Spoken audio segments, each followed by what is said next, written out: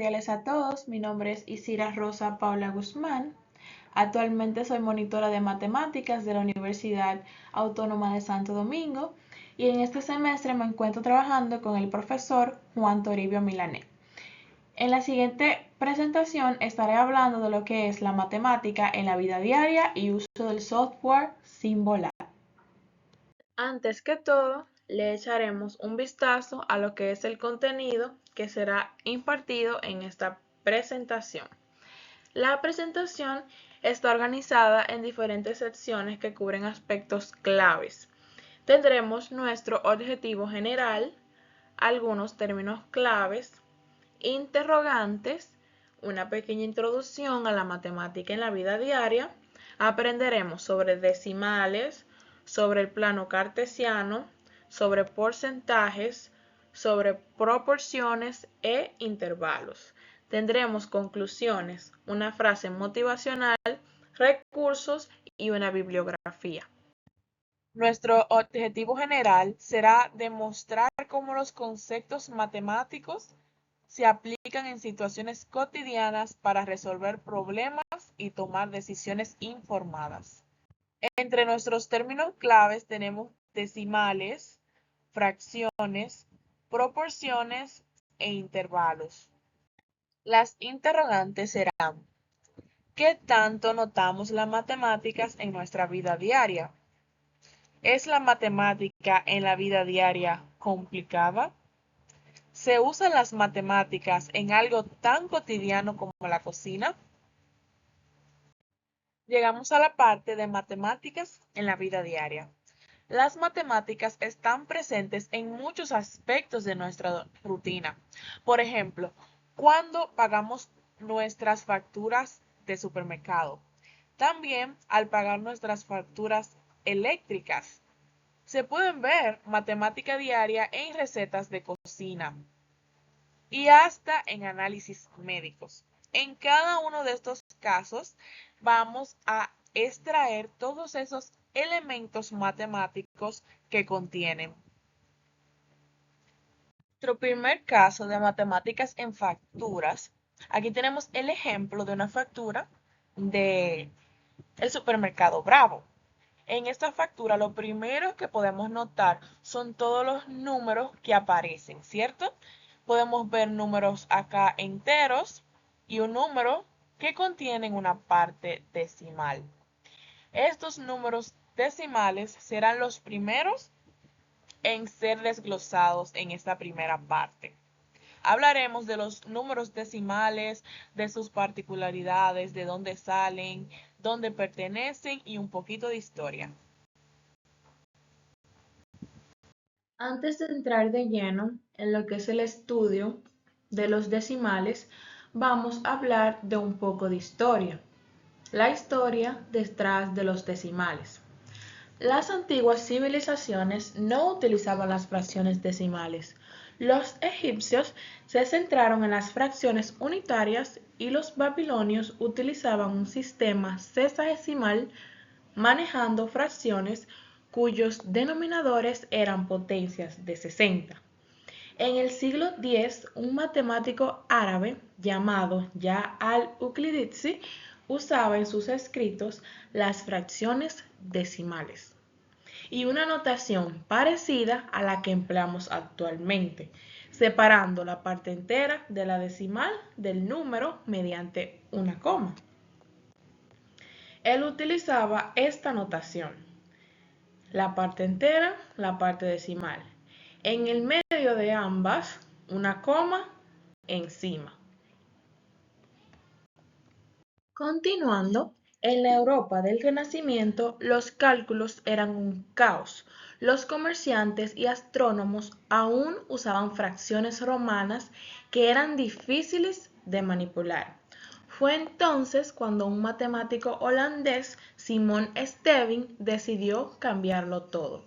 En 1585 publicó un libro titulado La Disme, donde propuso escribir los decimales tal como lo conocemos hoy.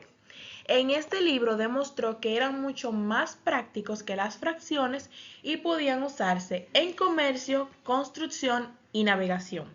Aunque su notación no era la actual, abrió el camino para su adopción.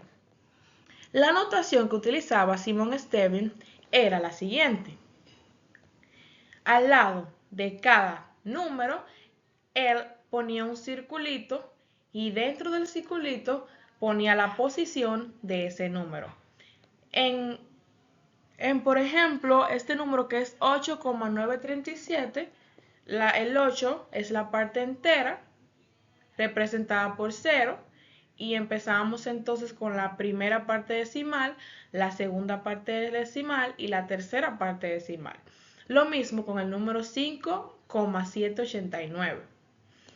Pero como se puede apreciar, esto es una manera muy complicada de escribir un número decimal, ya que si el número es muy grande, serían demasiados círculos y se podría hasta confundir el número, por lo que esta notación no era muy práctica. Por lo que después sale lo que es el punto decimal y la estandarización. En 1617, el matemático escocés John Napier, inventor de los logaritmos, introdujo el punto decimal para separar la parte entera de lo que era la parte fraccionaria, facilitando su uso. A lo largo del siglo XVIII, los decimales se volvieron estándar y en 1795, con la creación del sistema métrico decimal, se establecieron como la base de las mediciones modernas. En esta parte vamos a tratar de representar lo que son los conjuntos numéricos, con el fin de poder identificar dónde es que se encuentran los números decimales. El conjunto de los números complejos contiene lo que son los números reales y los reales a su vez tienen los números racionales. Los números racionales se representan como la razón o división de dos números, tales que esos dos números A y B pertenecen a los enteros, donde B debe ser diferente de 0, ya que si B es igual a 0, tenemos una fracción o una división indefinida, ya que no podemos dividir entre 0. Los números racionales contienen a los enteros y a las fracciones. Los enteros, que recuerden que ahora mismo decíamos que los racionales son la división o razón entre dos enteros, los enteros tienen a los enteros positivos, tienen el 0 y tienen los enteros negativos. Los enteros positivos son los mismos que los números naturales, que son aquellos que utilizamos para contar. El 1, el 2, el 3 y así sucesivamente. También tenemos el 0 en los números enteros. Algunos matemáticos consideran que el 0 debe estar incluido en los números naturales. En esta ocasión, el 0 lo tenemos más como parte de los números enteros y no del conjunto de los números naturales. También tenemos la parte de los enteros negativos. Aquí se encuentran todos los números negativos. En la parte de las fracciones, las fracciones están subdivididas en fracciones propias y fracciones impropias. Y esto acá es bastante importante porque de las fracciones propias y las fracciones impropias es que se representan los números decimales. Los números decimales periódicos. Tenemos los números decimales con su subdivisión, que son decimales periódicos terminales, decimales periódicos puros y decimales periódicos mixtos. Esta representación será explicada de mejor manera a continuación en otras presentaciones que tendremos en unos minutos. Los números reales también tienen lo que son los números irracionales. Los números irracionales son diferentes de los números racionales, ya que estos no pueden ser representados como la división o razón entre dos números. Por lo que si un número está contenido en el conjunto de los números irracionales, no puede estar contenido en el conjunto de los números racionales, porque esto yo lo puedo representar como una división o fracción, pero esta parte no. En los números irracionales tenemos números como pi. Sabemos que pi tiene 3.1415 y así siguen aumentando los decimales de manera infinita, que por eso está contenido en este conjunto, porque son decimales no periódicos. No tienen un periodo que se pueda determinar. Al igual que el número las raíces inexactas como raíz de 2, raíz de 5 y también los decimales infinitos no periódicos, que son aquellos que tú coges una parte entera y le agregas muchas partes decimales aleatorias y ya eso es un decimal infinito no periódico. También en la parte de los números complejos tenemos otro subconjunto que son los imaginarios. Los imaginarios tienen la forma BI, los imaginarios puros, tal que B pertenece a los reales y ese I es la unidad imaginaria que es igual a la raíz de menos 1. También en los complejos tenemos la forma A más BI, tal que A y B son números reales o pertenecen al conjunto de los números reales y A debe ser diferente de 0 y B debe ser diferente de 0. En esta presentación nos vamos a enfocar mucho en esta parte fraccionaria. De las fracciones es que obtenemos los decimales, porque los decimales son una representación de las fracciones. Así que nos vamos a enfocar en esta parte. Con las fracciones es que nosotros vamos a tratar de definir de dónde es que se obtienen los decimales. Por eso las fracciones van a ser una de las más importantes y debemos por lo menos definir sus elementos. Las fracciones se componen de un numerador y de un denominador, siendo el numerador la parte de arriba de la división y el denominador la parte de abajo. Denominador es el número de partes iguales en que se divide la unidad y el numerador es el número de partes que se selecciona.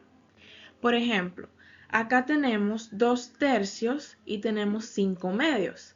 2 tercios, el denominador me denota las partes en las que yo divido la unidad y el numerador denota las partes que yo tomo o que selecciono de esas partes que se dividieron.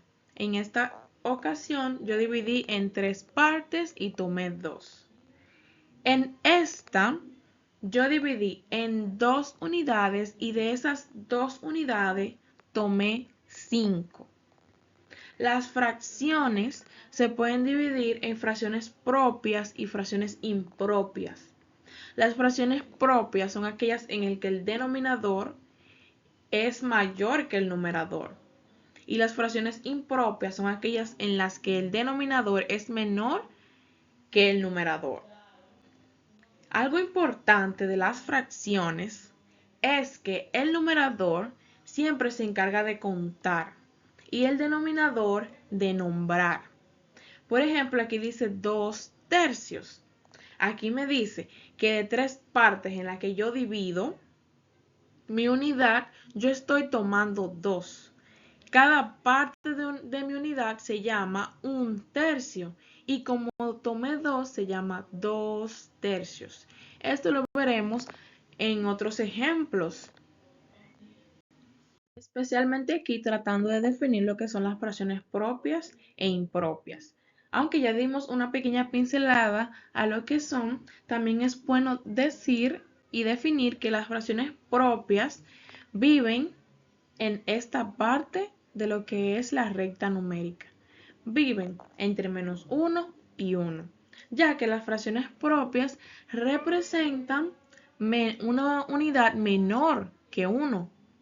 Esas fracciones presentan un valor menor que 1, por lo que viven en esta parte de la recta numérica. De 0 a 1 si son positivas y de 0 a menos 1 si son negativas. Aquí tenemos algunos ejemplos de fracciones propias. Tenemos un tercio. Un tercio divido en 3 partes mi unidad y cada una de estas equivale a esa división que hice. El número de arriba me determina que yo solamente tome una sola de las 3 partes, por lo que tengo un tercio. 7 octavos. Aquí podemos ver también otro ejemplo de que el numerador cuenta y el denominador nombra, porque yo tengo esta unidad dividida en 8 partes. Esas 8 partes yo tomo 7, pero cada una de esas partes me representa un octavo. Tengo 7 aquí porque yo tomé 7, entonces 7 octavos. Y por último tenemos 6 séptimos, que sigue la misma analogía. Divido en 7 partes, cada una de esas partes me representa un séptimo, pero yo tomé 6, por lo que tengo 6 séptimos. Todas estas fracciones son propias porque el denominador es mayor que el numerador. Y todas estas fracciones viven en esta parte de lo que es la recta numérica, ya que todas ellas son menores que 1. En el caso de las fracciones impropias, estas viven en esta parte de la recta numérica, donde todas esas fracciones están después de 1, ya que estas fracciones representan unidades mayores que 1. Por ejemplo, tenemos la fracción impropia 3 medios, donde el denominador es menor que el numerador. Algo muy importante de las fracciones impropias es que estas pueden ser representadas como fracciones impropias mixtas. Un número mixto, que es este que tenemos acá, es la unión de una parte entera con una parte de una fracción propia. Como ven aquí, un medio es una fracción propia. Cuando tenemos un medio, también puede ser representado como una fracción impropia. Un medio es lo mismo cuando decimos, yo quiero 1,5 libras de arroz, 1,5 libras de carne. Tengo una parte entera completa y de esa misma parte tengo otra, pero solo la mitad. Solo selecciono la mitad. ¿Cómo está representado aquí? Tengo 2 unidades. De esas 2 unidades tomo una completa y de la otra que me queda, que está dividida de la misma manera, tomo una sola. Esto es lo que se llama fracción mixta. La fracción mixta es la unión de una parte entera con una parte propia o una fracción propia, que también puede ser representada como una fracción impropia. Estas son algunas de las particularidades de las fracciones propias y de las fracciones impropias. En esta ocasión también vamos a hacer una representación de algunas fracciones de las que son más importantes o de las que más vemos en nuestra vida diaria y lo vamos a hacer en lo que es la recta numérica. Por ejemplo, veremos fracciones como 1/4 de pan para poder interpretar de manera tanto matemática como lógica a qué equivale decir que tenemos 1/4 de pan. O también cuando decimos que son 1/4 para las 3. También cuando queremos representar lo que es media sandía, cuando tenemos la mitad de algo, cuando decimos que falta media hora para que esté lista una comida. ¿Es esto mucho? ¿Es poco? También veremos fracciones como 1/3 de la población son hombres, que representa que sea 1/3 de la población. Quedan 3/4 de litro de agua. Me comí 1/8 de la torta o 1/8 música. Son algunas fracciones que pueden ser representadas en la recta numérica y que nos van a dar una noción básica de lo que son las fracciones. Por ejemplo, aquí tenemos una de las fracciones que son más importantes y vamos a representarla en una parte de la recta numérica. Esta distancia desde el 0 a 1 representa lo que es la unidad y esta unidad la vamos a subdividir en 2 partes iguales. por lo que la mitad entre ellas es lo que representa el 1/2. El 1/2 también en la vida diaria nos representa lo que es la mitad de algo. Una vez uno escuche o nos digan lo que es 1/2, nos están diciendo o nos están queriendo representar la mitad de algo. Por ejemplo, 1/2 también es lo mismo que 0.50. Si ponemos un ejemplo del tiempo, media hora representaría lo que son 30 minutos. Por ejemplo, si tenemos una hora, sabiendo que una hora representa 60 minutos, entonces la mitad de 60 es 30, por lo que media hora va a corresponder con 30 minutos. Si tenemos 1 litro de agua y simplemente necesitamos medio litro de agua, esto nos representa que solamente necesitamos la mitad de la cantidad de agua que tiene esa botella, que es 1 litro. 1 litro representa la unidad completa. Medio litro representa la mitad de este, al igual como lo tenemos representado aquí arriba. Aquí también vamos a representar en una parte de la recta numérica lo que son los cuartos. Esta parte es de 0 hasta 1 y esta distancia corresponde a la unidad completa. Para representar cuartos, lo que hacemos es dividir esta unidad en 4 partes iguales. Como es en 4 partes iguales, cada una de esas representa lo que es un cuarto.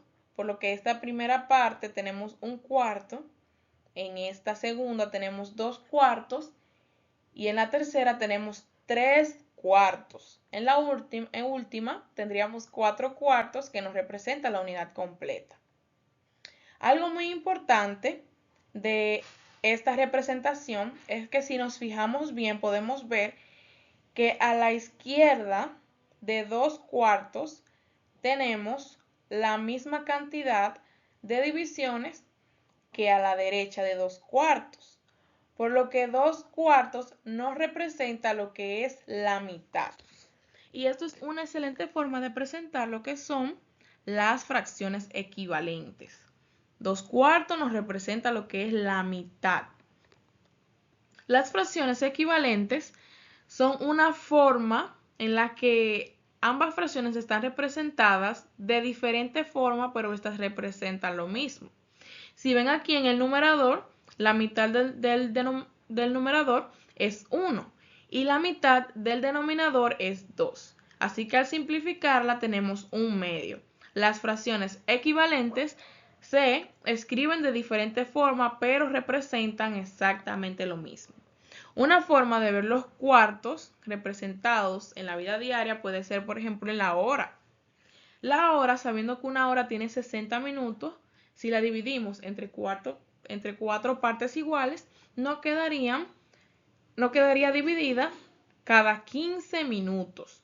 Por lo tanto, 15 minutos representa lo que es un cuarto de hora. Y si tenemos 2 cuartos de hora, eso corresponde a 30 minutos. Y aquí podemos ver la relación nuevamente de lo que son las fracciones equivalentes. Decíamos anteriormente que 1/2 representaba 30 minutos. Y es por eso que 2 cuartos también representa lo que son 30 minutos. Si quisiéramos saber cuántos son 3 cuartos de hora, esto representa exactamente lo mismo que 45 minutos. Aquí tenemos también la representación de estos tercios. Hacemos el mismo procedimiento. La unidad completa la dividimos en 3 partes iguales. La unidad aquí es la distancia desde el 0 hasta el 1, siendo esta lo que es una parte de la recta numérica. Y esa distancia la vamos a dividir en 3 partes iguales, 1, 2 y 3. La primera parte me representa 1/3, la segunda 2/3 y la última 3/3, que es lo mismo que la unidad.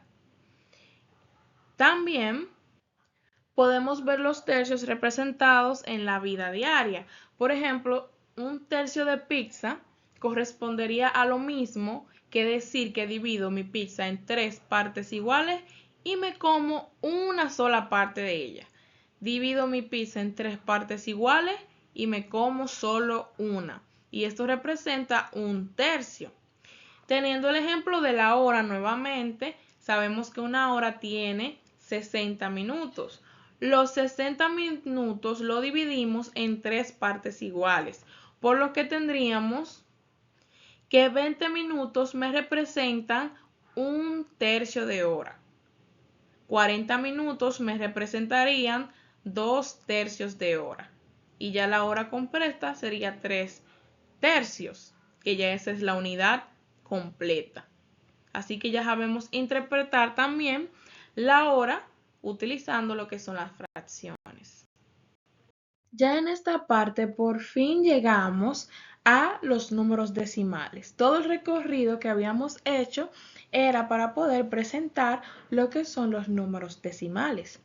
Los números decimales son lo que conocemos como una forma de representar fracciones, y esto mediante un sistema posicional basado en potencias de 10.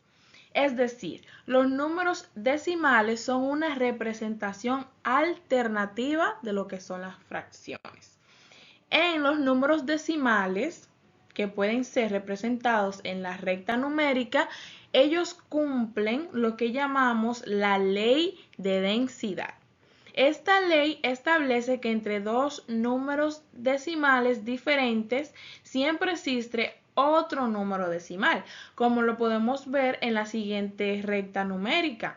Tenemos esta parte entera que es 1 y 2, entre ellos hay números infinitos, una cantidad de números infinitos, y también si tenemos el decimal 5,5574 y también tenemos este decimal aquí, entre ellos dos hay una infinidad de números decimales.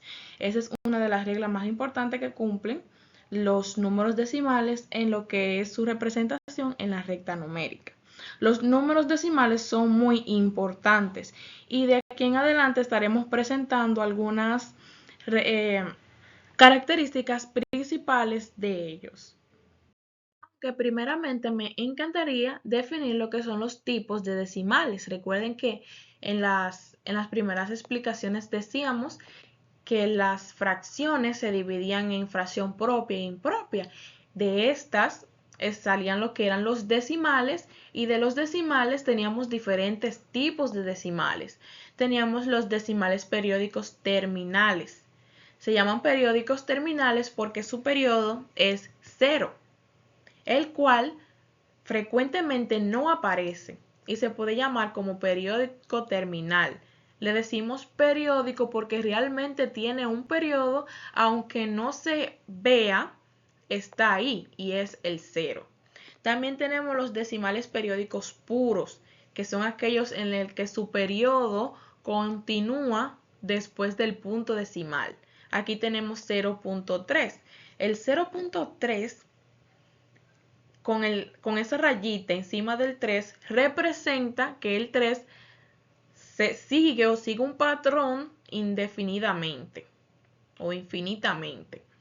El 0.2 también vemos que dice 0.222 y 3 punticos que definen que este se repite infinitamente. También tenemos el 0.18 que sigue la misma idea.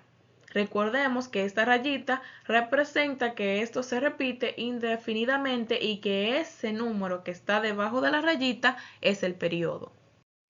También tenemos los decimales periódicos mixtos, que estos tienen su periodo o ese patrón después de 2 o 3 cifras decimales. Tenemos una, tenemos 2 cifras, entonces después de esas cifras es que empieza lo que es el periodo decimal o ese patrón que se va repitiendo indefinidamente. En este caso tenemos 0.58, periódico 3. El 3 es el que se repite infinitamente, con la rayita encima. 0.766 periódico. Ese 66 es el que se repite indefinidamente y por eso se llaman decimales periódicos mixtos. Los números decimales también siguen el principio posicional, donde el valor de cada cifra depende de su lugar en el número. A la derecha del separador decimal, cada posición representa una fracción de 10. Tenemos primero la parte entera y después la parte decimal. En la parte decimal tenemos las décimas, centésimas y milésimas, sabiendo que ya la parte entera es algo que conocemos, donde tenemos centenas, tenemos decenas y unidades. La parte decimal representa una fracción de 10. El 0.1, que son las décimas, puede representar una fracción como 1 sobre 10. Este es 1 sobre 100 y este es 1 sobre 1000. Décimas, centésimas y milésimas. Y así sigue consecuentemente. Por ejemplo, tenemos 0.75. En las centenas tenemos 0. En las decenas también tenemos ceros, al igual que en las unidades, por lo que este valor representa un valor menor a 1, porque tiene 0 unidades. Pero en las décimas tenemos 7, tenemos un valor de 7 en las décimas. Y en las centésimas tenemos un valor de 5. En el caso de las milésimas, también tenemos un valor de 0. La posición de cada uno de estos es décima el 7 y centésima el 5. En el caso de 1.25, en las centenas tenemos 0, en las decenas tenemos 0 y en las unidades tenemos 1, por lo que representa un valor mayor que 1. Tenemos entonces también, después del punto, que ya es la parte decimal, tenemos décimas. Las décimas es representada por el 2 ahí y las centésimas por el 5. Entonces, el sistema posicional, los decimales siguen lo que es el principio posicional. Cada cifra tiene una posición y esto le da un valor en el número. Ya en esta parte, que es un poco más práctica, vamos a convertir un decimal periódico terminal a fracción. Vamos a utilizar el siguiente ejemplo, 1.2445, y para convertirlo a fracción vamos a establecer la siguiente igualdad. X es igual a 1.2445. La X nos representa nuestra incógnita, que es la fracción que genera ese número decimal. Por lo tanto, en nuestro primer paso tenemos identificar la cantidad de cifras decimales que tiene el decimal antes de llegar al periodo. Como es un número decimal periódico terminal, sabemos que su periodo es 0. Y antes de ese periodo tenemos estas cuatro cantidades que son 2, 4, 4 y 5. ¿Por qué es importante saber esto? Porque nuestro objetivo será correr el punto de manera que este número decimal me quede en un número entero. Para yo hacer esta operación debo multiplicar ambos lados de la igualdad por un mismo número, compuesto por potencias de 10. ¿Por qué por potencias de 10? Porque las potencias de 10 me hacen que el punto corra, o sea que el punto se desplace por posiciones en el número decimal. Por lo tanto, esa potencia yo se la voy a multiplicar a cada lado y voy a multiplicarla, por ejemplo, en este caso, como tengo 4 números decimales antes de llegar al periodo, para yo correr ese punto y volver un número entero, debo correrlo 4 posiciones. Por lo tanto, en mi igualdad yo voy a multiplicar 10 a la 4 en cada lado. Esto es para no alterar mi ecuación. Procedo a multiplicar. Como podemos ver, nuestro punto corrió 4 posiciones, quedándonos 12.445. El punto decimal quedó al final. En estos casos ya no es necesario colocarlo, pero se debe saber que está al final después del 5. Después de multiplicar, como yo quiero saber el valor de X, pues voy a dividir en ambos lados de la igualdad por 10 a la 4. Al hacer esa división, procedo a simplificar 10 a la 4 entre 10 a la 4, que esto es 1, y me queda x por 1, que también es x, y del otro lado, del lado derecho, 12.445 entre 10.000 a la 4. Si expreso esto, me queda que mi fracción es x igual a 12.445 entre 10.000. Esto lo podemos confirmar con nuestra calculadora. Podemos seleccionar el signo de división y poner en nuestro numerador 12.445 y en el denominador 10.000. Esta fue la fracción que nos dio analíticamente. Si le damos a igual y después a la tecla de SD para volverlo a decimal, podemos confirmar que esta fracción de manera en decimal es igual a 1.2445. También hubiésemos podido directamente poner el número decimal 1.2445, le damos la tecla de igual y aquí nos da la fracción. Esta fracción es exactamente la misma que nos dio, solamente que más simplificada. Esto es una fracción equivalente de la que nos dio anteriormente, solo que la calculadora nos ofrece una fracción mucho más simplificada. Ya aquí vamos entonces a practicar con otros ejemplos. Vamos a convertir el siguiente número decimal en fracción. Tenemos 0.25.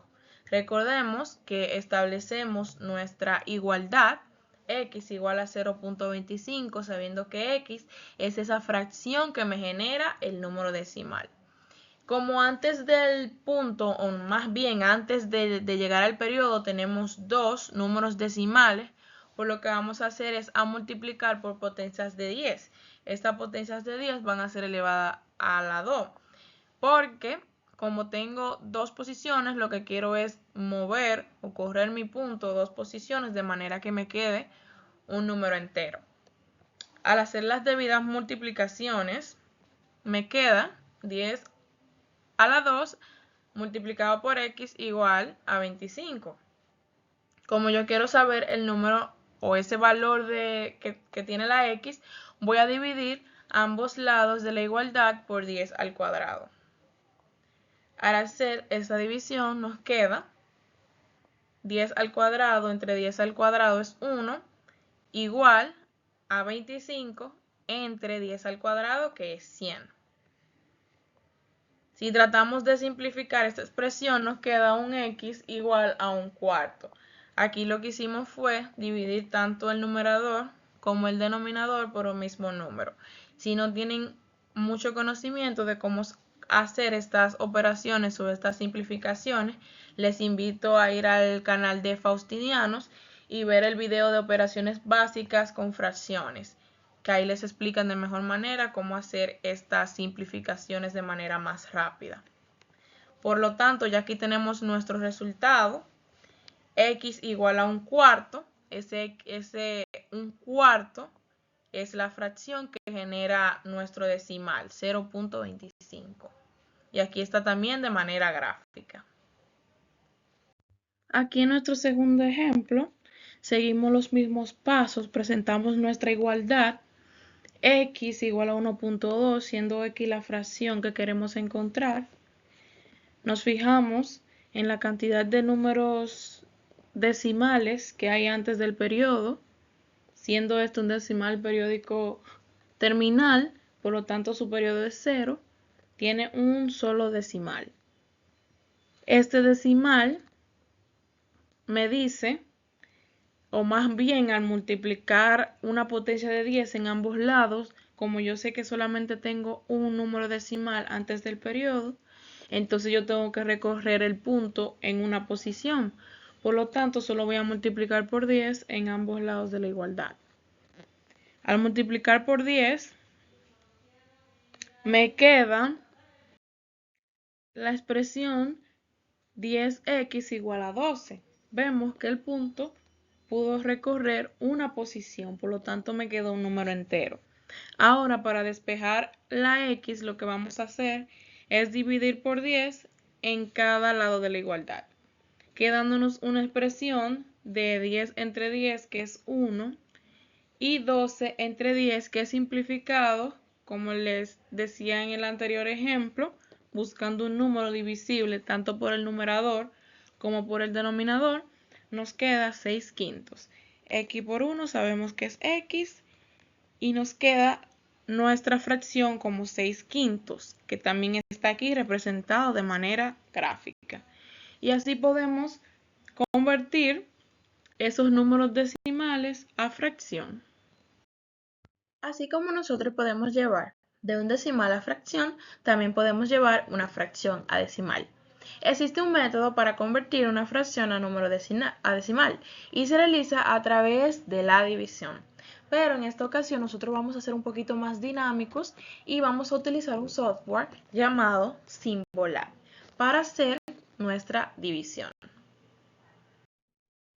Esta es la interfaz del programa Symbolab. Este es el que vamos a utilizar para llevar de decimal o más bien de fracción a decimal. En este programa se pueden hacer muchas cosas, hay gráficos, calculadoras. En este caso lo vamos a utilizar para resolver nuestra pequeña división de fracción. Acá lo primero que hacemos es darle clic donde dice ingrese un problema y entre todos estos símbolos vamos a buscar el que necesitamos, que es el de división.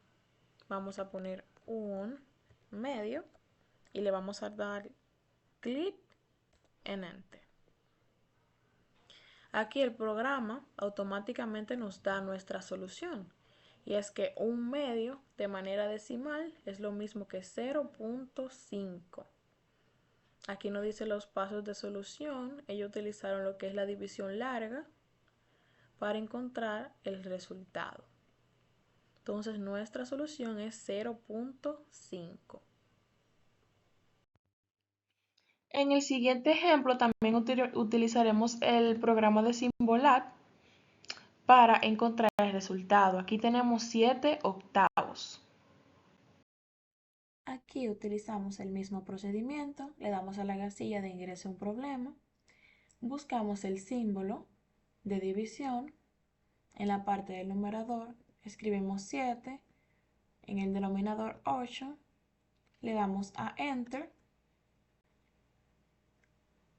y la aplicación de una vez nos da el resultado.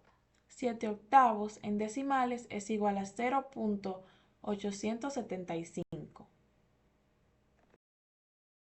Este procedimiento también lo podemos hacer con nuestra calculadora científica. Por ejemplo, podemos tomar el símbolo de división, en el numerador colocamos el 1, en el denominador colocamos el 2 y le damos a la casilla de igual.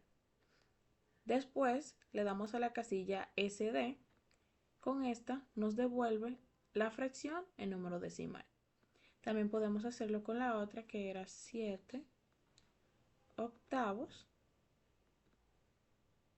Le damos a la casilla SD y eso es 0.875. Así lo podemos hacer con nuestra calculadora. Ahora vamos a ver todas las operaciones que podemos hacer con números decimales. Vamos a empezar con la suma y resta de números decimales. La suma y la resta la vamos a realizar teniendo en cuenta lo que es el principio del sistema posicional. Para sumar o restar dos o más números decimales, debemos ordenarlos en columnas haciendo coincidir los puntos.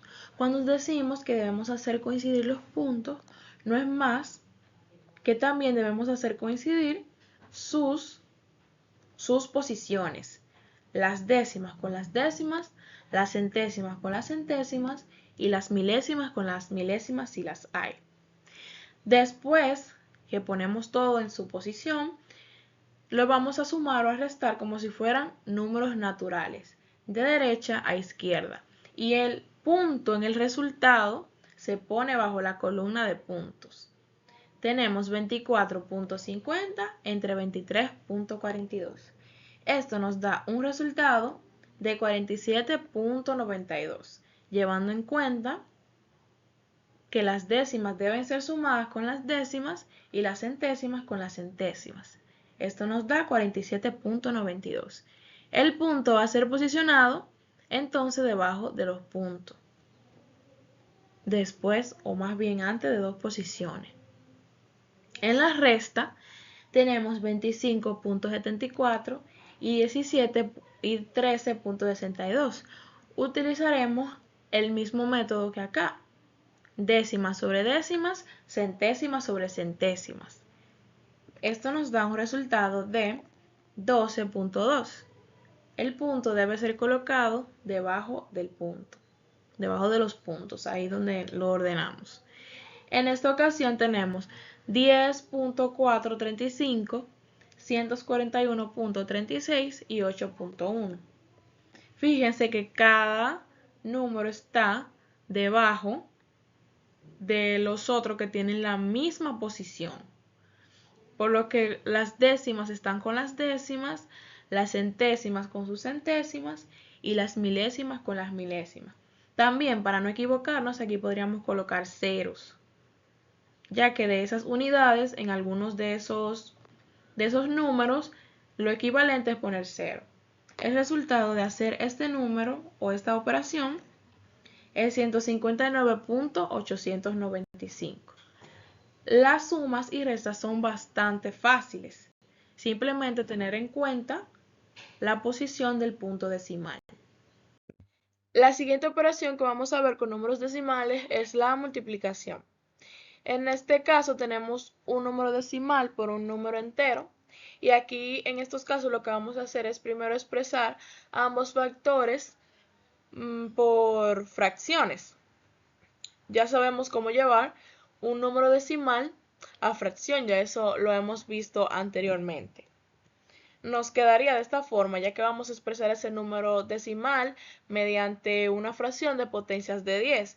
Esto para poder trabajar con ellos con métodos que ya conozco. En este caso, para yo poder expresar este número en el numerador de manera que ya no me aparezca el decimal, entonces divido entre una potencia de 10 al cuadrado porque sabemos que queremos mover este punto o correr este punto dos posiciones para que sea un número entero en el numerador. Y así entonces tenemos ya nuestra división. El 2 sabemos que es un número entero y 2 entre 1 es lo mismo que 2, así que podemos expresarlo de esa manera. Al tener esta expresión, lo único que tenemos que hacer es hacer la multiplicación que ya conocemos, multiplicación de fracciones, numerador con numerador y denominador con denominador, quedándonos en el numerador 7298 entre 10 al cuadrado. Ahora, para encontrar el resultado de esta expresión es bastante sencillo. Habíamos dicho que podíamos usar la calculadora de una vez para hacer esto, pero también podemos fijarnos que como estamos en una potencia de 10, esta, al igual que cuando la multiplicábamos para correr el punto, también podemos pensar la misma manera aquí, hacerlo a la inversa.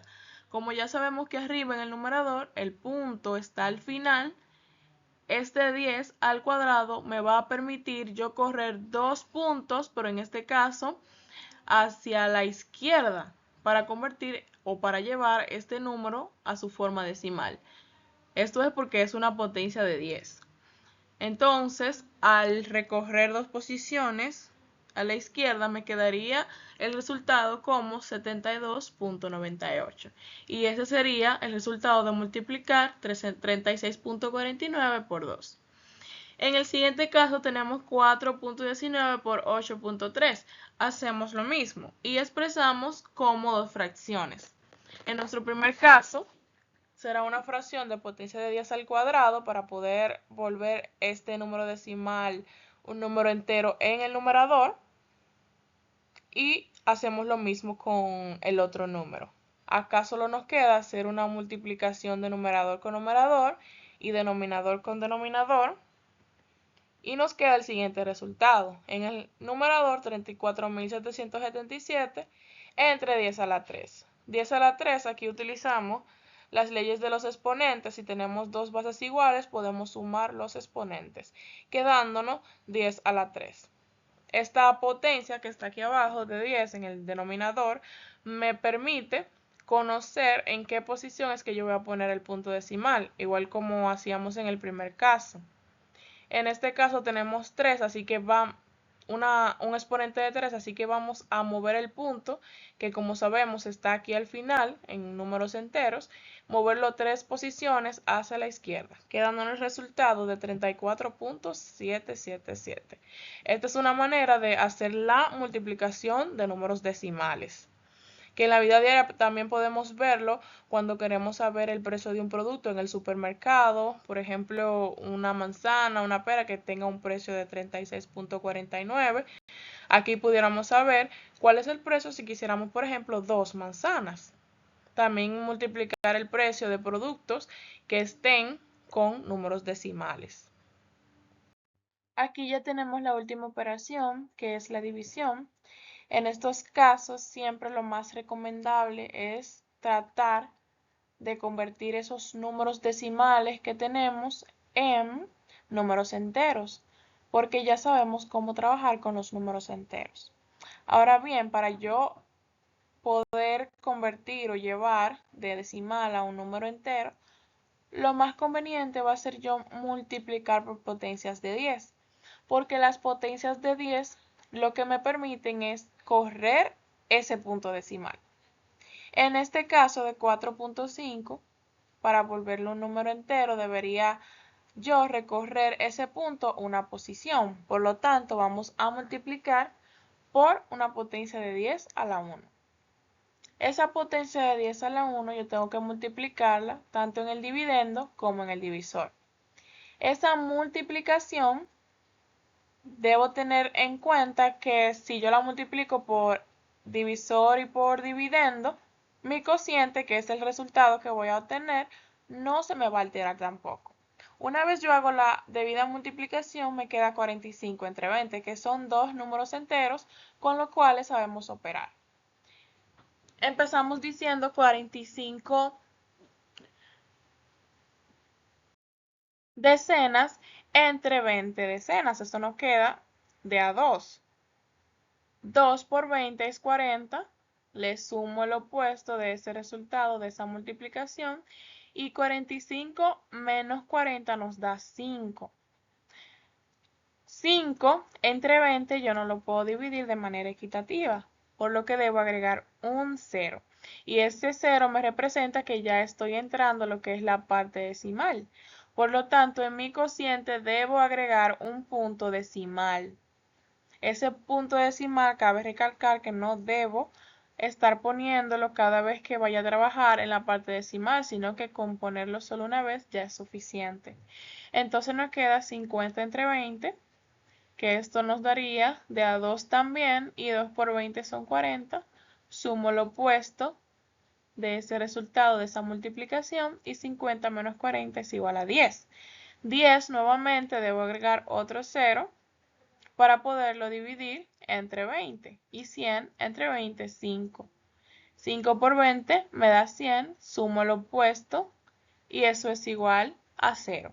Por lo tanto, mi resultado es 4.5 entre 2, igual a 2.25.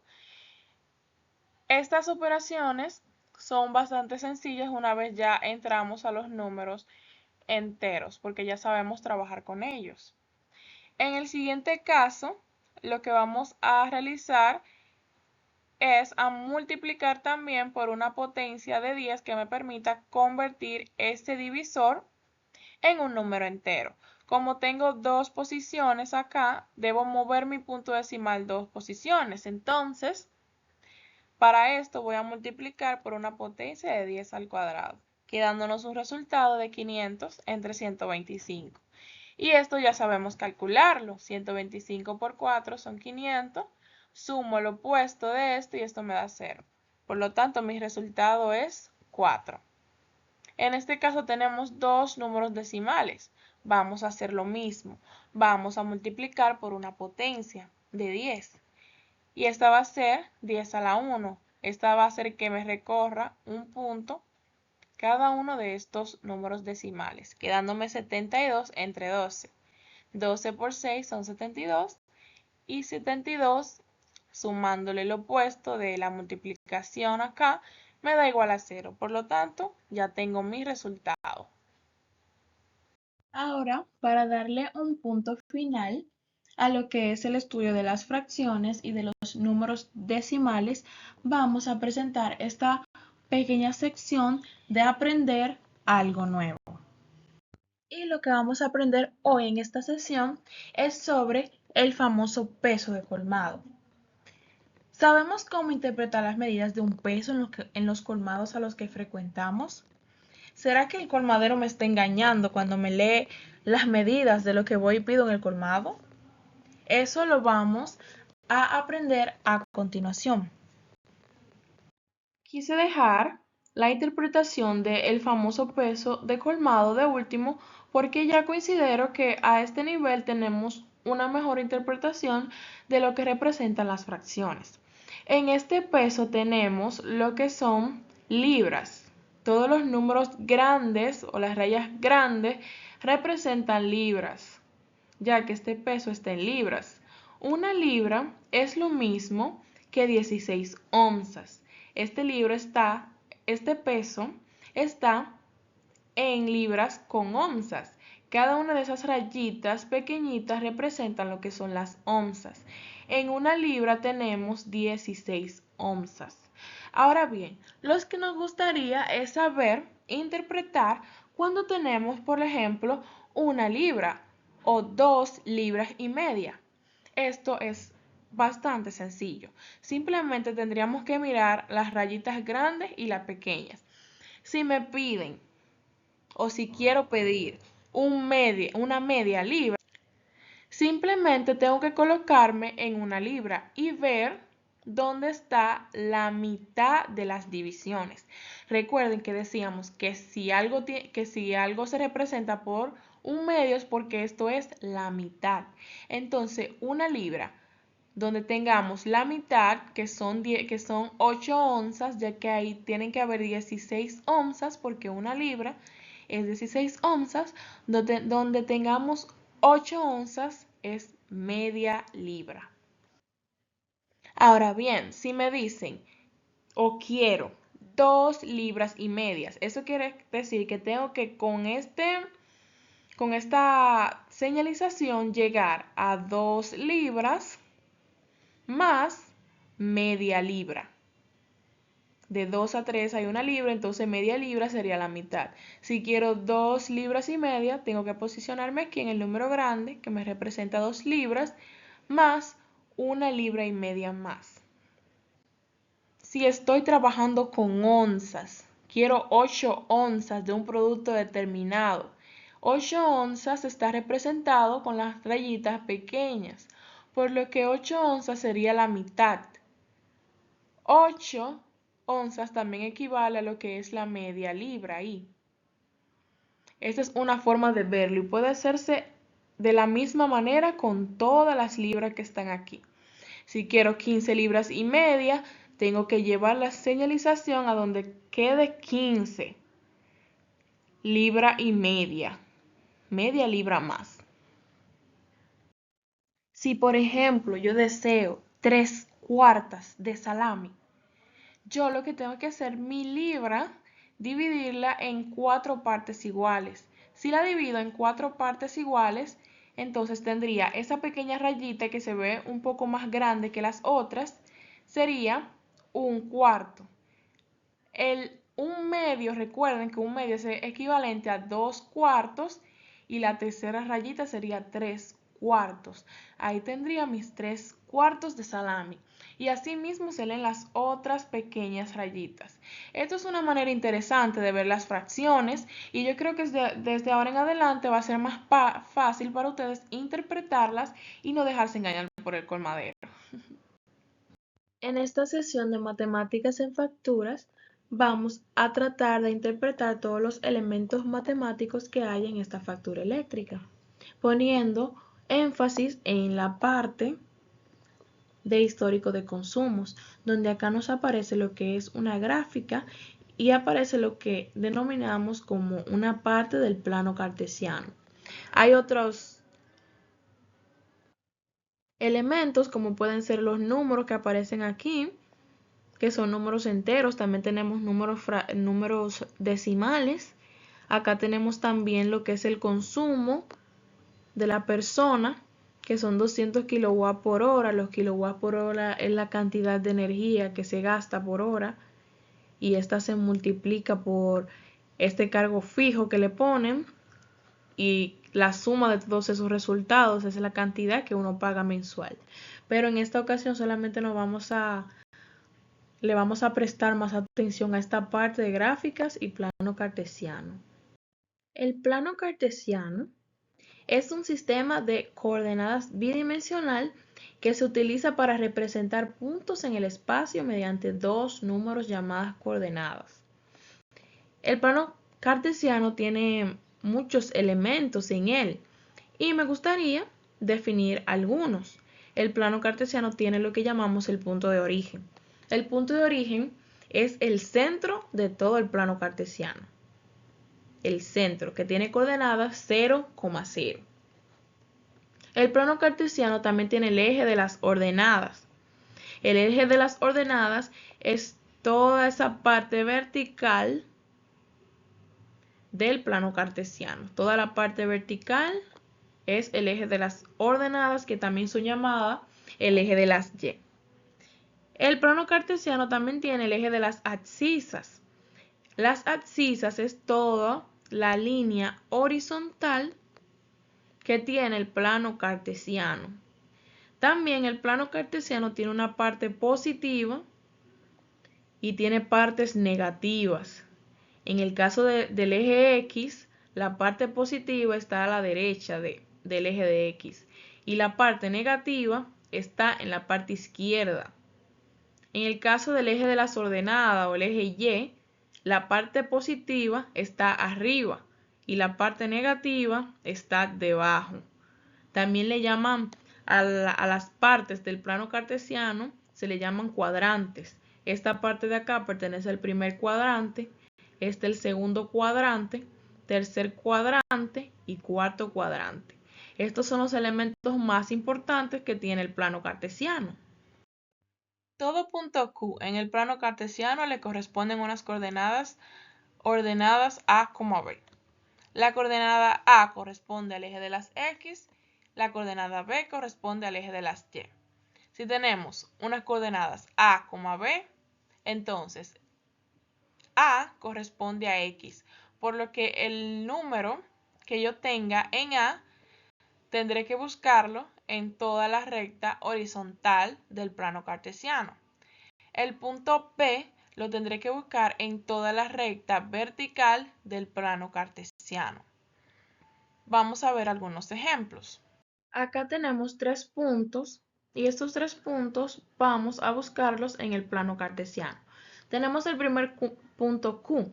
Este nos dice que tiene coordenadas menos 2,1. Sabemos que la primera coordenada pertenece al eje de las X.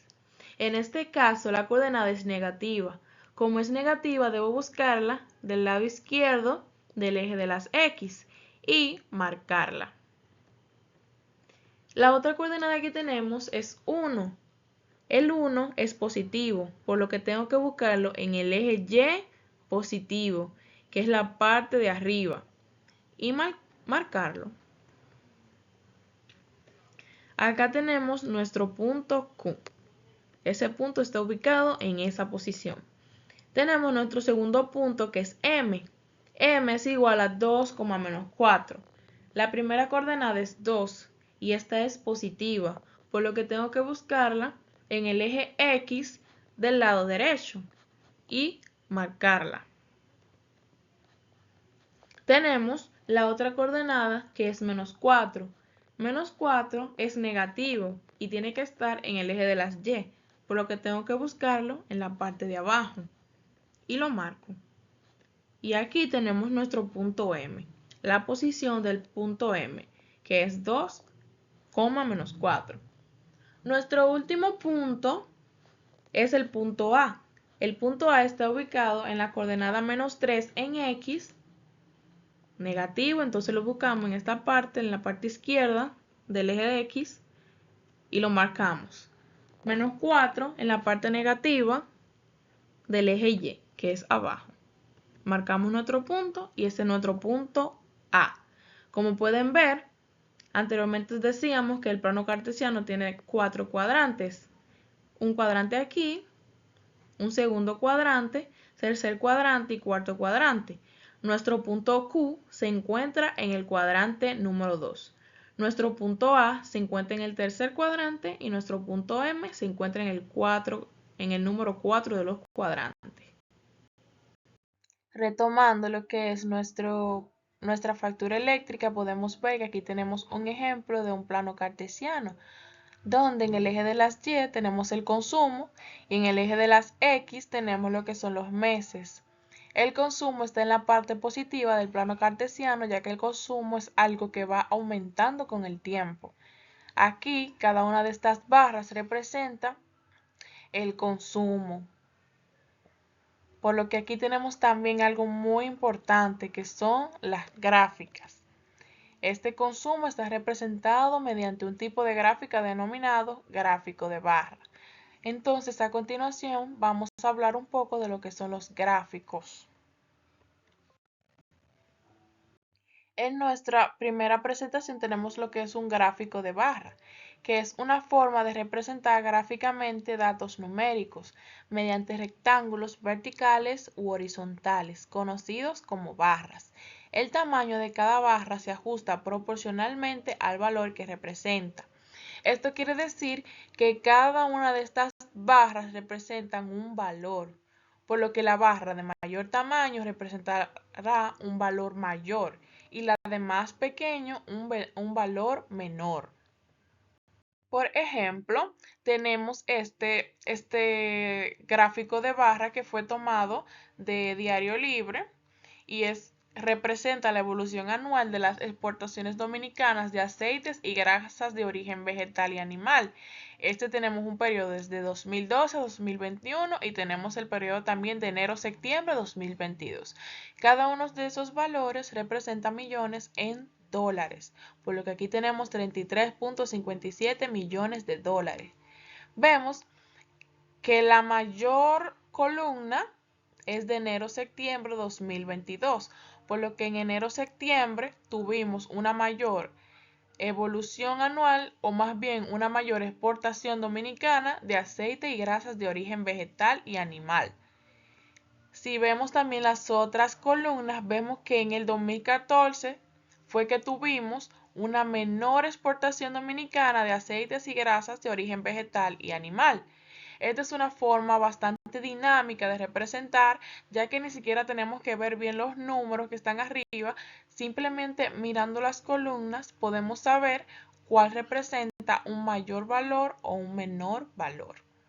Otro ejemplo de gráficas que es muy común es el gráfico de pastel o circular. Y este es un diagrama que muestra datos en forma de círculo donde cada sector representa una parte del total. Por ejemplo, tenemos acá gastos mensuales.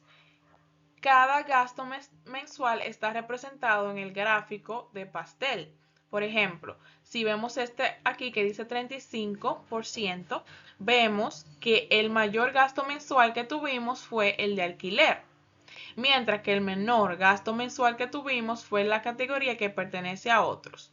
Entonces, un gráfico de pastel también es bastante dinámico porque simplemente tenemos que ver la mayor proporción o la mayor parte y ahí nos daremos cuenta cuál fue el mayor gasto que tuvimos. Acá también hay estas representaciones con porcentajes.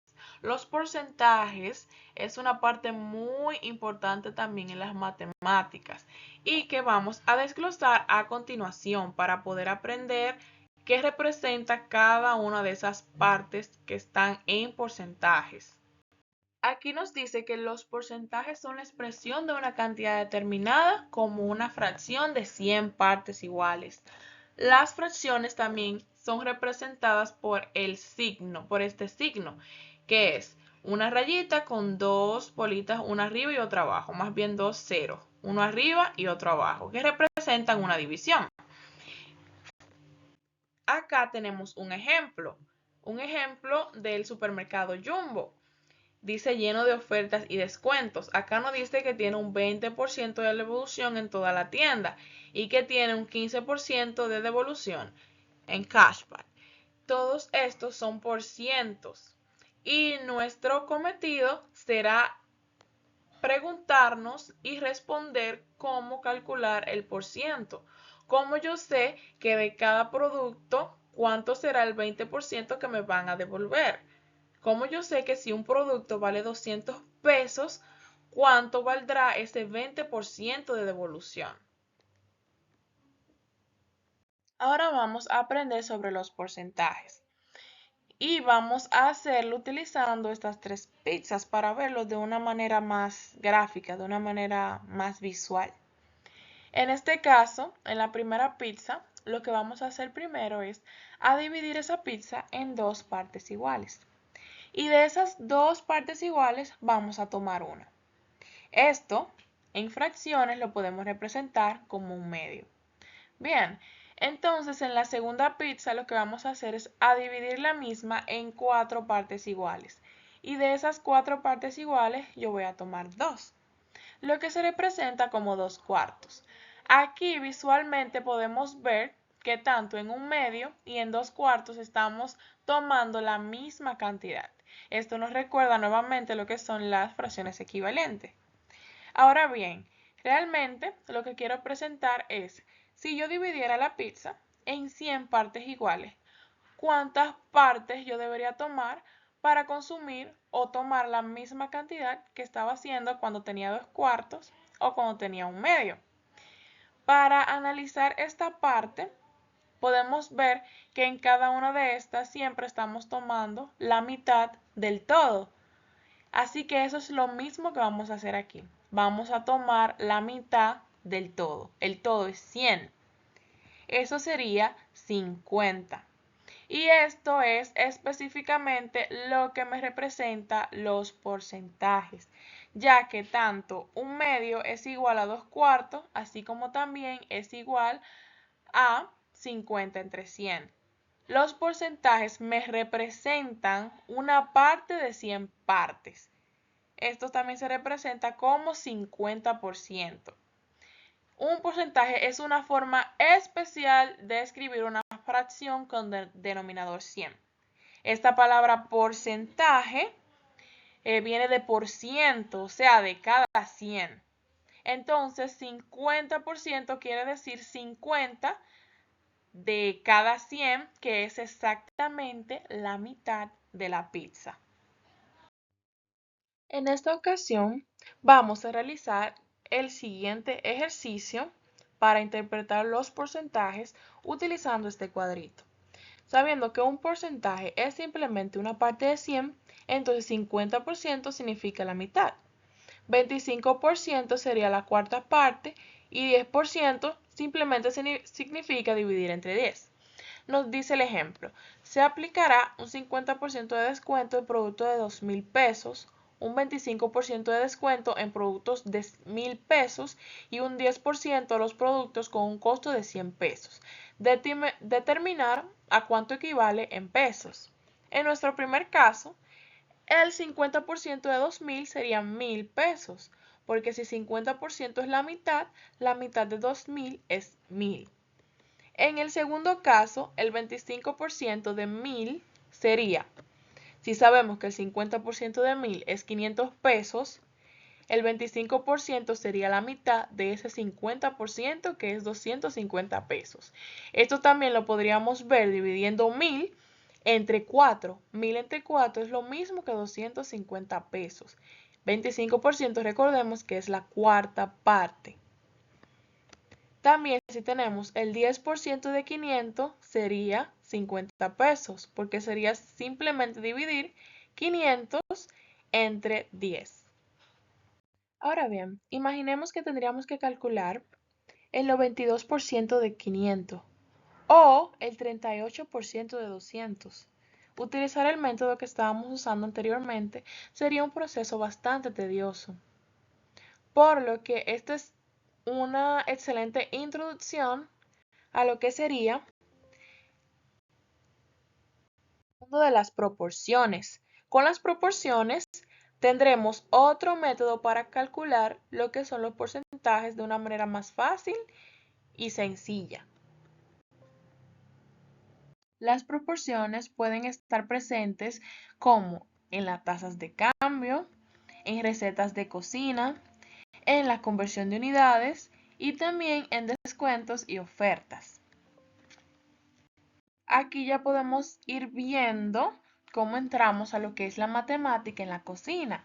Tenemos una receta. Esta receta tradicional trata de hacer un pastel de carne murciano. Y acá nos dice todos los ingredientes y los valores y las unidades que se necesitan para hacer la receta. Tenemos para la masa que necesitamos un medio de kilogramos de harina, una cucharadita de sal, una cucharadita de mantequilla o de manteca, un tercio de limón. También para el relleno nos dice que necesitamos 250 gramos de ternera y 100 gramos de jamón, entre otros ingredientes. Y dice que la porción es para una persona. Ahora, la pregunta de nosotros es, si para una persona se utilizan esta cantidad de ingredientes para el relleno y esta cantidad de ingredientes para la masa, ¿cuántos serán necesarios si yo necesito hacer la porción para mí y para mis dos hermanas? O para mí y otra persona. Y aquí es que entra lo que son las proporciones para calcular la cantidad de ingredientes que voy a utilizar si necesito hacerlo para dos personas. Necesito encontrar la relación entre esa cantidad y la cantidad de personas que es. Por lo que ya podemos entrar directamente a lo que son las proporciones. Una proporción es una igualdad entre dos razones, es decir, una relación entre dos pares de magnitudes que mantienen la misma relación de cambio. Matemáticamente se expresa como A es a B, como C es a D. A es a B, como C es a D. También tenemos que las proporciones tienen unas propiedades. La primera propiedad es la propiedad fundamental de las proporciones o propiedad de la multiplicación cruzada. Dice que si tienes una proporción, los productos cruzados de los extremos por los medios son iguales. La proporción también puede ser representada como una división de fracciones. A entre B es lo mismo que C entre D. Entonces, esta propiedad dice el producto de A por D es lo mismo que el producto de B por C. A por D es igual a B por C. Ejemplo, un medio es igual a 2/4. Esto es una relación o una proporción. Como decíamos anteriormente, esto es lo mismo que esto, solo que está expresado de diferente forma. La propiedad fundamental de las proporciones me dice que los productos cruzados de los extremos por los medios son iguales. Esto quiere decir que 1 por 4 es lo mismo que 2 por 2. Y efectivamente es así. 1 por 4 es igual a 2 por 2. La siguiente propiedad es la inversión de la proporción. Si A entre B es lo mismo que C entre D, entonces también se cumple que B entre A es lo mismo que D entre C. En otras palabras, si dos fracciones son proporcionales, puedes invertir los términos de ambas fracciones y la proporción seguirá siendo válida. O sea que un medio es igual a 2/4, es lo mismo que 2 entre 1, que es 2, a 4 entre 2, que es 2. Una última propiedad es la propiedad de la composición de proporciones. Si tienes dos proporciones que son iguales, también puedes combinarlas para formar una nueva proporción. Es decir, si yo tengo la primera proporción que me dice que A es igual a B y esto es igual a C entre D, y también tengo que D entre E es lo mismo que F entre G, entonces A entre E es lo mismo que F entre B. Aquí tenemos algunos ejemplos de proporciones. En este primer ejemplo tenemos, si una pulgada equivale a 2.54 centímetros, ¿cuántos centímetros son 5 pulgadas? Esto en proporción podemos expresarlo de la siguiente manera. Una pulgada es a 2.54 centímetros como 5 pulgadas es a X centímetros. X lo usamos para referirnos al valor desconocido, a ese valor que no conocemos y queremos encontrar. Ese valor que representa la cantidad en centímetros que hay en 5 pulgadas. Si tenemos el otro que nos dice, si un dólar equivale a 18 pesos, ¿cuántos son 50 dólares en pesos? En proporción es, un dólar es a 60 pesos, como 50 dólares es a X pesos. De nuevo, la X se refiere a ese valor que no conocemos. ¿Cuánto es el 38% de 200? 38 es a 100, esa es la relación ahí en el porcentaje, 38 es a 100, como X es a 200, sabiendo que ese X es esa cantidad que representa el 38% de 200. Fíjense bien que las proporciones siempre están en orden, nunca podemos cambiar el orden de las mismas. Si aquí decimos una pulgada es a 2.54 centímetros, aquí debe tener 5 pulgadas de primero y la otra en centímetros, al igual que las otras proporciones, siempre en orden. Aquí tenemos el primer ejemplo que vamos a resolver utilizando proporciones. Tenemos, si con 400 gramos de margarina hago porción de pastel de carne murciano para una persona, ¿con cuántos gramos se puede realizar una porción para 2 personas? Este es el ejemplo que veíamos al principio con la receta. Entonces, lo primero que vamos a hacer es expresar este enunciado como una proporción. 400 gramos es a una persona como esa cantidad X, que X es nuestro valor desconocido y también vamos a utilizar P para persona, como X es a 2 personas. X va a ser el valor que vamos a buscar. Entonces, como ya lo expresamos como una proporción, vamos a utilizar la propiedad fundamental de las proporciones para poder resolverlo. Esta propiedad nos dice que el producto de los extremos es igual al producto de los medios. Entonces tenemos 400 gramos por 2 personas es igual a X por una persona. Procedemos a simplificar haciendo las debidas multiplicaciones, 400 por 2 y X por 1, y también G por P, y aquí solamente P. Entonces nos quedan 800 gramos por persona es igual a X por persona. Para simplificar más esto y dejar la X despejada, podemos dividir en ambas partes de la igualdad por P. P entre P es igual a 1, nos queda entonces 800 gramos. Y del otro lado de la igualdad, del lado derecho, nos queda P entre P también, que es igual a X.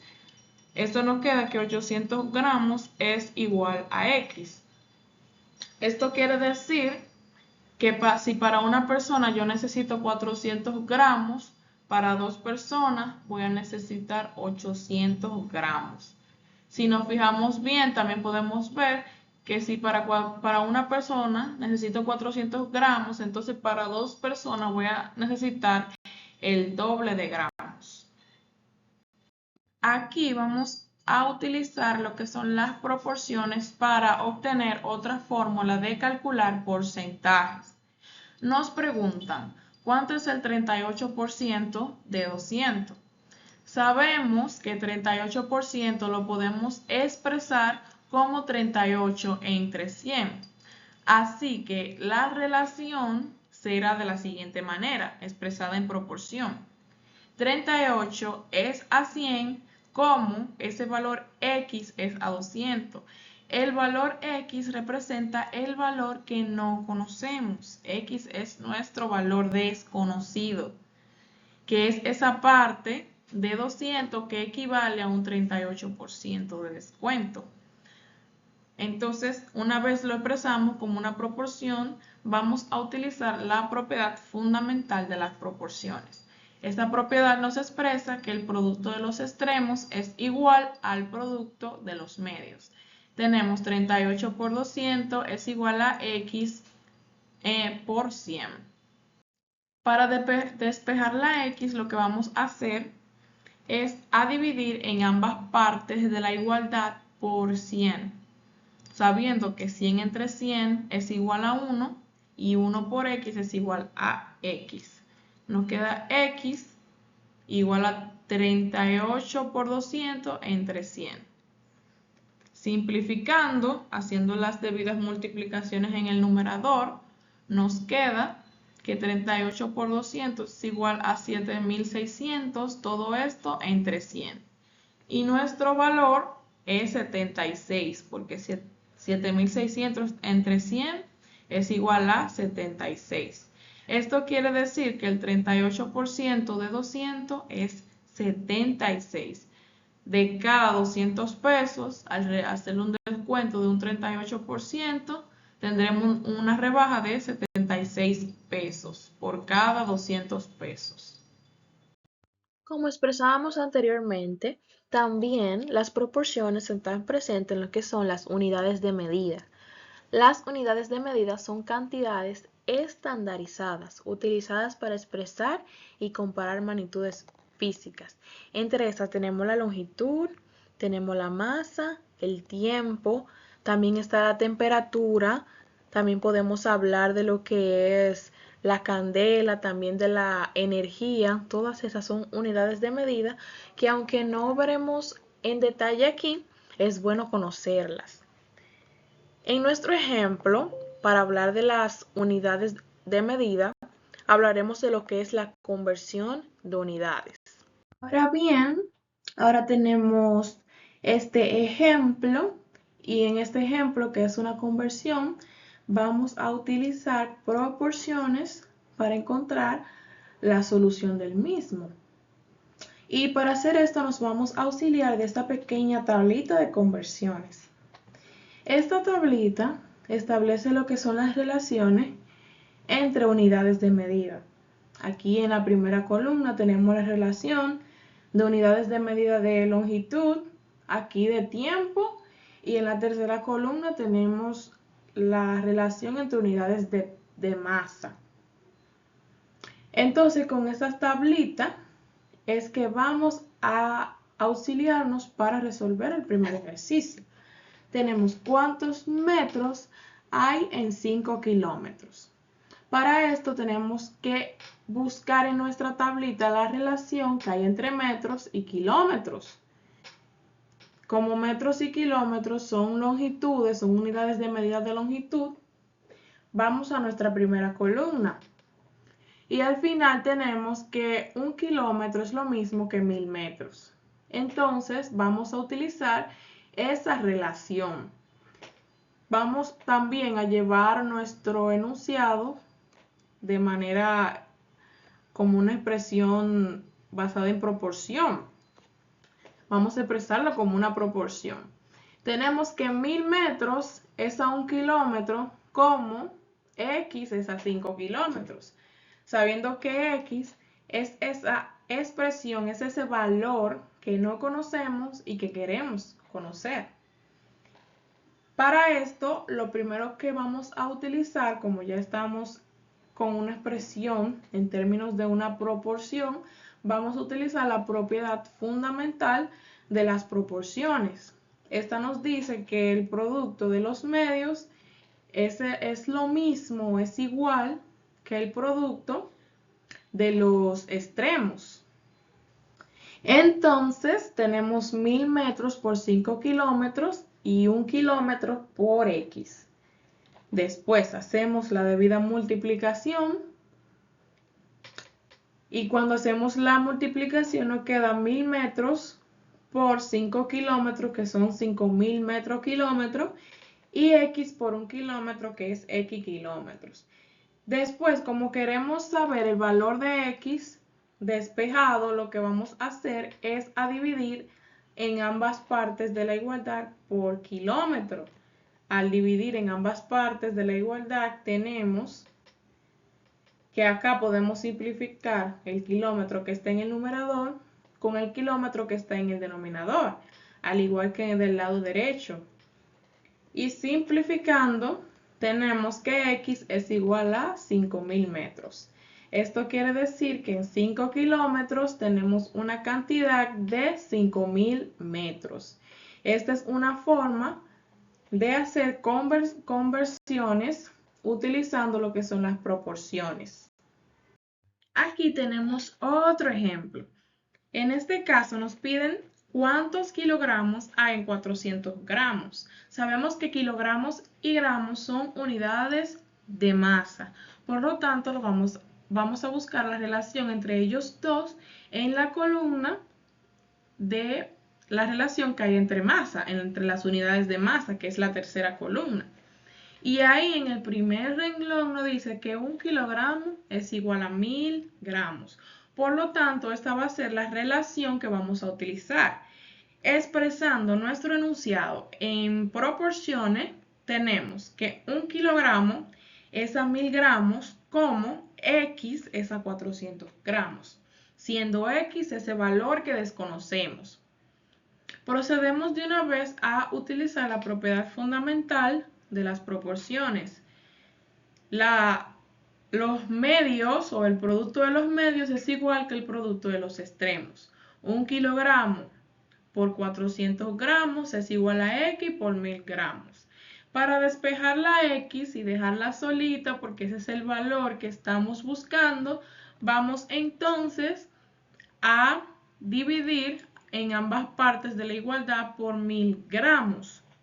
Al dividir ambas partes de la igualdad por 1000 gramos, nos queda la siguiente división. Recuerden que aquí lo que hicimos fue multiplicar 400 por 1, que eso es lo mismo que 400. Entonces, cuando dividimos en la parte derecha, aquí nos queda X, porque 1000 gramos entre 1000 gramos es lo mismo que 1. En la parte izquierda nos queda 400 gramos kilogramos entre 1000 gramos. Esto, simplificando, nos queda 4 entre 10 kilogramos, igual a X. Aquí simplificamos 400 entre 1000 y los gramos los simplificamos con los gramos que están en el denominador. Los gramos del numerador con los gramos del denominador. Esta fracción también la podemos poner como decimal para verlo de mejor manera, sabiendo que 4 entre 10 es igual a 0.4 kilogramos y eso es igual a X. Esto quiere decir que en 400 gramos tenemos 0.4 kilogramos. Algo que es bueno siempre decir es que estas conversiones, a pesar de que la podemos hacer de esta manera, también tenemos la ayuda de algunos software que se encargan de hacernos estas conversiones de manera más sencilla. Así que a continuación les estaré presentando un software que nos ayudará a hacer este tipo de conversiones. Esas conversiones que hicimos anteriormente también pueden ser realizadas mediante un software matemático. En este caso yo voy a utilizar Microsoft Mathematics. En esta casilla de convertir unidades, aquí hay que tener en cuenta primero, en nuestro primer ejercicio teníamos una conversión de 400 gramos a kilogramos. Los gramos, como sabemos, son una unidad de masa, por lo tanto aquí arriba tenemos que buscar unidades de masa, ya que en el convertidor tenemos unidades de longitud, de área, de volumen. En nuestro caso va a ser de masa. Eran unos 400 gramos, pues seleccionamos los 400, ponemos en la casilla y damos a calcular. Antes de calcular, recuerden aquí poner a la unidad que quieren convertir, kilogramos. Aquí podemos ver que 400 gramos son 0.4 kilogramos, exactamente como nos dio en nuestro ejercicio. También teníamos el otro que era kilómetros, como kilómetros a metro, son unidades de longitud. Seleccionamos la parte de longitud aquí. Teníamos kilómetros, 5 kilómetros, y lo queríamos convertir a metro, o saber la relación de kilómetros a metro. Entonces 5 kilómetros, calculamos, nos da que son unos 5.000 metros. Así que también las conversiones pueden hacerla en software matemáticos de una manera más rápida y fácil. Aquí finalmente ya tenemos la última parte que veremos sobre las matemáticas en la vida diaria. En este tenemos las matemáticas en la salud. Aquí tenemos el ejemplo de unos análisis médicos realizados en el laboratorio de la UAS. En estos análisis médicos tenemos una columna que representa los análisis realizados. Aquí están los resultados y la parte que más nos interesa es el intervalo de referencia. El intervalo de referencia en un análisis médico representa esas partes o ese conjunto de números en el que mis resultados deben estar incluidos. Si los resultados son mayores, puede que tenga dificultad, o si son muy menores, deben estar en el rango que se especifica. Con esto tenemos una excelente entrada para hablar de uno de los temas más importantes en las matemáticas. ¿Qué son los intervalos? Con esta explicación entramos a lo que es el mundo de los intervalos. Entonces aquí tenemos que un intervalo es un conjunto de números reales que contiene todos los números que se encuentran entre dos valores dados. También podemos decir que a un segmento como aquí tenemos la recta numérica, que representa un subconjunto de los números reales, también se le puede denominar un intervalo. Acá tenemos un intervalo que va desde A, a B y contiene una cantidad de números X que pertenecen a lo que son los números reales. Bien, si tenemos que A y B son dos números reales, tales que ese valor A es menor que ese valor B, entonces los intervalos son subconjunto de R de los números reales y que formalmente se pueden definir como intervalos cerrados, intervalos abiertos, también tenemos los intervalos mixtos e intervalos indefinidos, los cuales estaremos definiendo a continuación. En el primer intervalo, que es el intervalo cerrado, nos dice que un intervalo cerrado incluye tanto el límite inferior como el límite superior. Esto significa que los puntos A y B están dentro del intervalo. Si tenemos este segmento, que es parte de la recta numérica, un intervalo cerrado es aquel que incluye todos los números X que están dentro del intervalo, pero además también contiene a los extremos. Los extremos o el número A, número B, están contenidos dentro de este intervalo. Los intervalos cerrados comúnmente están contenidos entre corchetes en esta representación. Vamos a ver algunos ejemplos para poder entender de mejor manera. Tenemos el intervalo 2,5. Este incluye todos los números entre 2 y 5, incluyendo 2 y 5. Si vemos un intervalo contenido entre dos corchetes, esto significa que el intervalo tiene tanto su extremo superior como su extremo inferior. Gráficamente tenemos este ejemplo.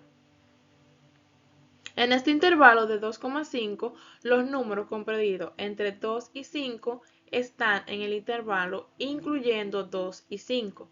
Esto quiere decir que tenemos, por ejemplo, en los números naturales, si el intervalo comprende los números naturales, tenemos el 2, el 3, el 4 y el 5, junto con sus dos extremos. Por ejemplo, también tenemos el intervalo 1,10. Este incluye todos los números entre 1 y 10, incluyendo el 1 y el 10. Si estamos trabajando en los números naturales, decimos 1, 2, 3, 4, 5 y todos los números hasta el 10. Todos estos están en el intervalo.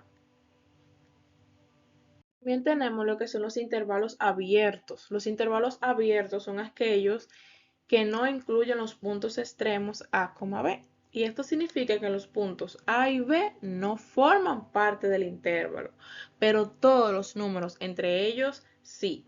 Todos los números comprendidos entre A y B pertenecen al intervalo, sin incluir A y B. Los intervalos abiertos tienen la particularidad de ser encerrados entre paréntesis. Aquí tenemos estos ejemplos. Tenemos el intervalo de 2,5, intervalo abierto. Entonces este incluye todos los números entre 2 y 5 sin incluir ese número 2 y sin incluir ese número 5. Por ejemplo, si estuviéramos trabajando con el conjunto de números naturales, en este intervalo solamente tendríamos los números 3, 4 y 5. Porque al ser abierto no me puede incluir esos dos extremos. Lo mismo pasa con el siguiente ejemplo de 1,10. Como es un intervalo abierto, pues ni el 1 ni el 10 están incluidos. De nuevo digo, si estamos trabajando con un conjunto de números naturales, aquí estarán los números desde el 2 al 9, ya que no podemos incluir ni el 1 ni el 10. También tenemos intervalos mixtos y se simbolizan por ejemplo, A en paréntesis y B con corchete, abierto por la derecha, cerrado por la izquierda. También tenemos A con corchete y B con paréntesis, que es cerrado por la izquierda y abierto por la derecha, y se definen como aquel que incluye solo uno de los extremos. Por ejemplo, tenemos este primer intervalo de 3,7, abierto por la izquierda, cerrado por la derecha. Esto quiere decir que ese límite inferior que tengo no va a estar incluido en lo que es el intervalo. El valor 7 sí. Por ejemplo, si estuviésemos trabajando con el conjunto de los números reales, o más bien de los números naturales, en este intervalo estarían los números desde el 4 hasta el 7, sin incluir ese 3, ya que ese extremo está abierto. En el otro ejemplo, el intervalo menos 5,8, estando cerrado del lado izquierdo y abierto del lado derecho, incluye todos los números entre menos 5 y 8 sin incluir ese número 8. Aquí podríamos establecer lo que es el conjunto de los números enteros. Entonces estarían todos esos números enteros comprendidos entre menos 5 y 8 sin incluir ese número 8. Aquí en esta parte vamos a trabajar un poco con los intervalos no acotados. Como sabemos, el infinito es un límite no determinado. Por lo tanto, en estos casos, el infinito no va a estar incluido en los intervalos y siempre va a estar abierto. Esto es en los casos que vamos a ver aquí, porque si estuviésemos trabajando con los reales extendidos, el infinito sí puede ser incluido. Aquí tenemos intervalo no acotado superiormente. Un intervalo no acotado superiormente, podemos decir que no hay un número real que actúe como límite máximo. Por lo tanto, este intervalo se extiende indefinidamente con valores mayores que esa cota. En este caso, cuando decimos cota, nos referimos a un número que sirve como límite para los elementos de un conjunto numérico. En este caso tenemos la cota A y todo el intervalo se va aumentando. Entonces, en este caso, como tenemos a en corchetes, por lo tanto, la cota A está incluida en el intervalo. Está ese número A y todos los números mayores que A. Y se va extendiendo indefinidamente con valores mayores que A. También tenemos un intervalo no acotado inferiormente. En este caso, el intervalo, los valores van decreciendo con valores menores que B. Todos los números menores que B. Y se extiende hasta menos infinito. En este caso, la cota B, que sirve como límite, está incluida en el intervalo, porque tiene acá un corchete. Ya en estos intervalos, la única diferencia es que las cotas entonces no están incluidas en los intervalos, ya que estas están abiertas. Por lo tanto, aquí tenemos este intervalo no acotado superiormente. Son todos los valores mayores que A y se extiende indefinidamente con valores mayores que A, pero sin incluir a A. En el otro, intervalo no acotado inferiormente, todos esos valores menores que B, por lo tanto ese intervalo va decreciendo hasta menos infinito y sin incluir ese valor B. También tenemos intervalo no acotado en lo absoluto, ya que este no tiene cotas ni inferiores ni cotas superiores. Por lo tanto, se extiende desde menos infinito hasta más infinito. Los intervalos también es bueno aclarar que también pueden ser representados mediante desigualdades, o sea, escribiéndolo con estos símbolos de menor o igual que, o de mayor o igual que. Por ejemplo, estos símbolos que son los símbolos de comparación para poder describir los valores que pertenecen al intervalo, podemos tener un conjunto, siempre es bueno representarlo como un conjunto de números X que pertenecen a los números reales, o se puede también incluir cuál es el conjunto, ya sea reales o solamente vamos a trabajar con números naturales o solo con los enteros.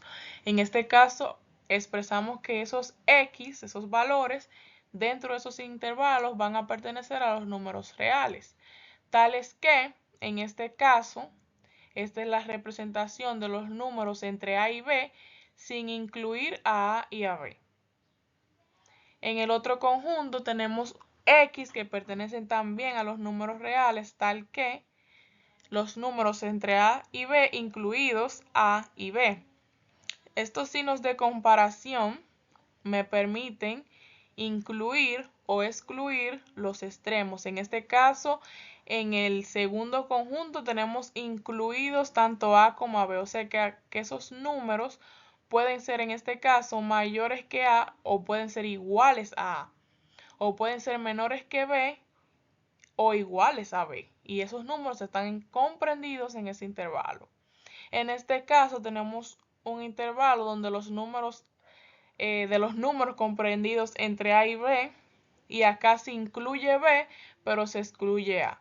Esos números que son mayores que A sin ser iguales a A, y los números menores que B y que pueden ser igual a B. En el último ya tenemos ese conjunto de números X que pertenecen a los reales, tal que esos números incluidos incluyen a A, o esos números en ese intervalo incluyen a A, pero excluyen a B. Puedo tener números que son mayores que A o iguales a A, y números menores que B, pero que no pueden ser igual a B. Y estas son las formas más conocidas de yo representar un intervalo mediante desigualdades. Aquí entonces tenemos estos ejemplos, que algunos fueron los mismos que vimos, representados de manera gráfica. Aquí tenemos el intervalo 2,5, es un intervalo abierto, por lo tanto ni 2 ni 5 están contenidos en el intervalo.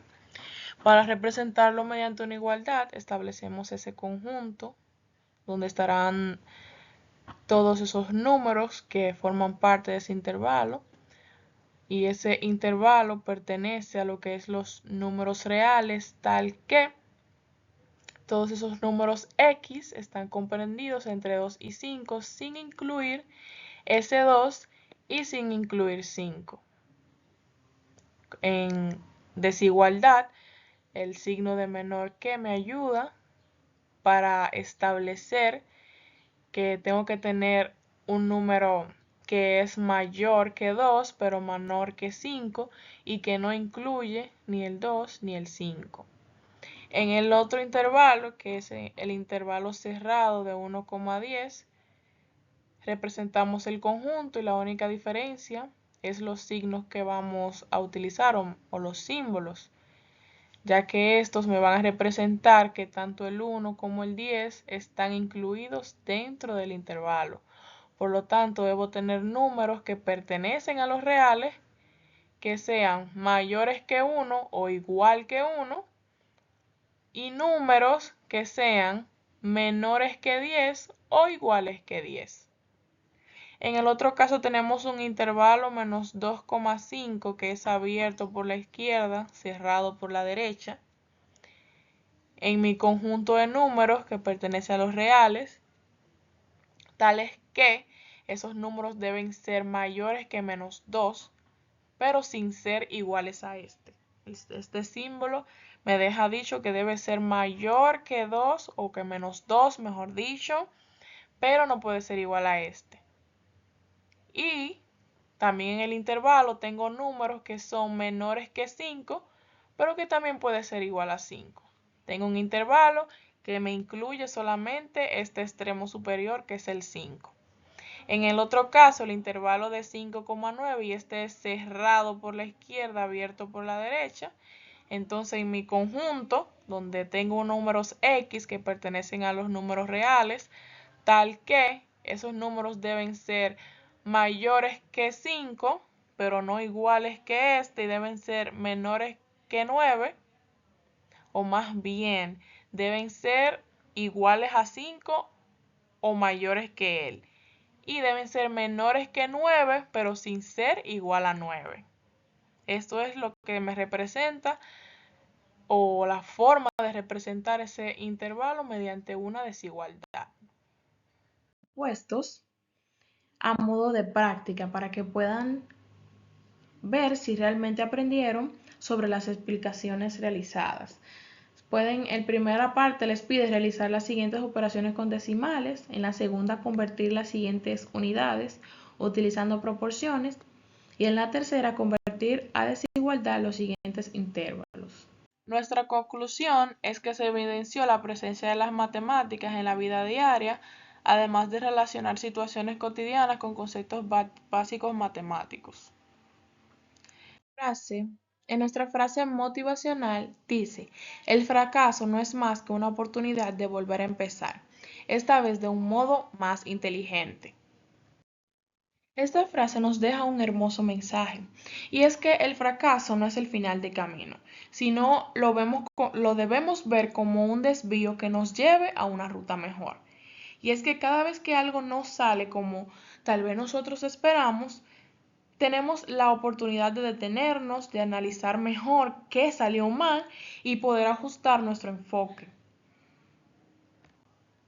La clave en esto es aprender de la experiencia y aplicar ese conocimiento que uno adquiere después que fracasa para hacer las cosas mejor la próxima vez. Por lo que fracasar no significa perder, sino evolucionar. Acá también presentamos los recursos utilizados. Tenemos lo que es PowerPoint. Usamos también el software del Symbolac, también Microsoft Mathematics y calculadora científica. En nuestra bibliografía utilizamos el libro de álgebra y trigonometría con geometría analítica de Suwokowski y Jeffrey Cole. Aconsejamos comprar estos libros en cualquier librería del país o también de manera online por Amazon. Y aquí damos por finalizada esta presentación. Espero que los conocimientos impartidos en la misma hayan sido de provecho para todos ustedes.